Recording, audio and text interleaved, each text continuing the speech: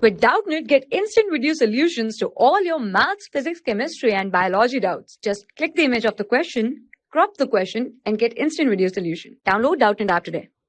Hello students, today our question is, in a simple microscope, the final image is located at infinity, then its magnifying power is A, B, C, D option is given here. So we have to find which option is correct. So the solution of this question is, let us suppose here is our lens and we have the principal axis. This is our principal axis here, and if the object is placed here, so the image is formed here like this, and if eyepiece is here, so the image formed is at infinity. So from this image formed at infinity like this, and we have this distance is D, that is we know that this is the least distance for distinct vision, and this is our eye. So in a simple microscope, if image is formed at infinity, so in simple microscope, final image formed at infinity,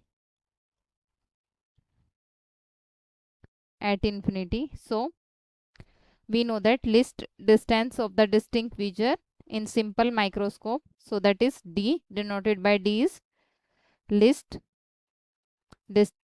distance for distinct vision, that is denoted by D is in the simple microscope is T is equals to 25 centimeter.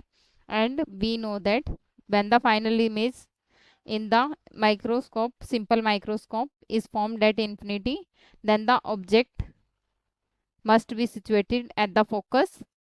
So when the images are at infinity, so magnifying power M is equals to D, that is the least distinct vision in simple microscope, and F is the focal length here. So this is equals to 25 divided by F here. So this is the magnifying power here for this question for the simple microscope. So magnifying power here. So this is the answer. Now we check which option is correct here. So our option A is correct here. Thank you. For class 6 to 12, IIT JEE and NEET level. Trusted by more than 5 crore students. Download Doubtnut app today.